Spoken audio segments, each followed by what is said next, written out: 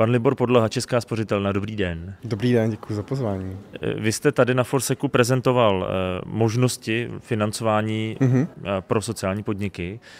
Z vašich zkušeností, kdy je to pro ně nejklíčovější? Na co vlastně ty peníze nejčastěji můžou potřebovat?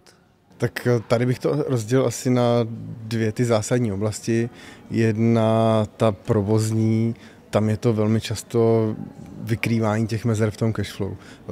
Ať už sociální podniky nebo i neziskovky jsou z části třeba závislé na nějakých dotacích, příspěvcích, grantech a tam velmi často dochází, nebo je vlastně pravidlem mezi tím schválením toho příspěvku a jeho vyplacením.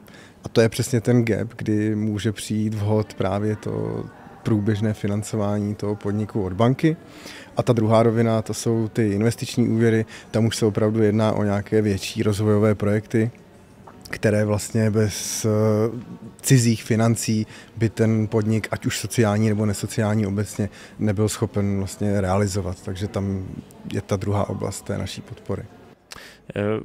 Proč je to zajímavé pro vás jako banku? Vy jste tam několikrát opakovala naprosto správně samozřejmě, že prostě bankovní sektor je biznis jako každý jiný, takže ta banka samozřejmě musí fungovat tak, aby ona fungovala, aby byla udržitelná. Tak v čem je zajímavá ta spolupráce se sociálními podniky?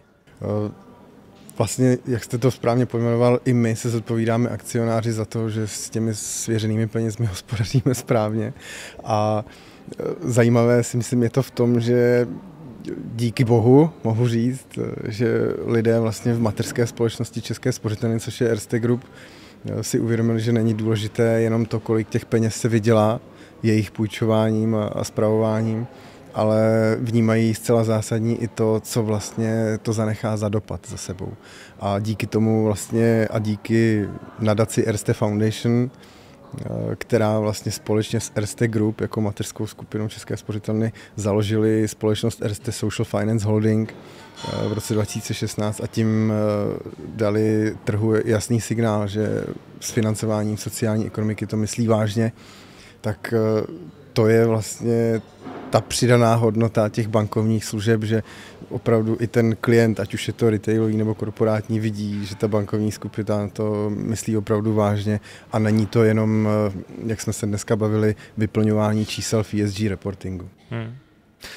Zároveň já to teď řeknu z pozice malého podnikatele, občas pustit se do nějaké investice, možná nějaké půjčky, zkrátka uvažovat nad rámec toho běžného provozu, třeba zkusit posunout ten podnik dál.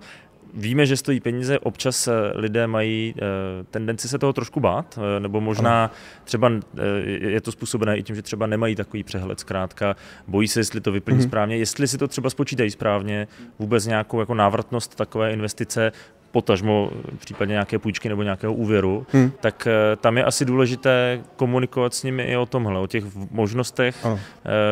Možná jim zkusit i poradit v tom, jestli je to dobrý, když to řeknu hloupě, jestli je to dobrý nápad.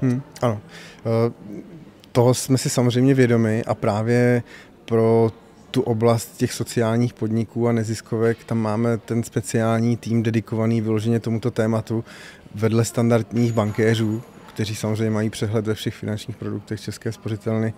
Jsme schopni s těmito typy klientů právě konzultovat ty jejich nápady, náměty, myšlenky, ještě ve fázi, kdy se nikomu neupsali, když to řeknu jako takhle na rovinu.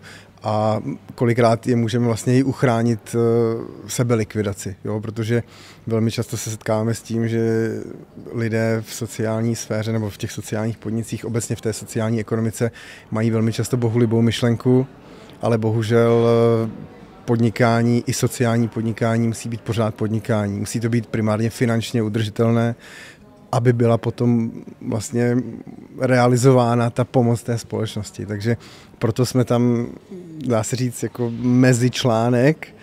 Nejsme přímo bankéři, nejsme ani schvalovatele těch úvěrů, ale jsme vlastně konzultanti a jsme k dispozici právě pro klienty tohoto typu.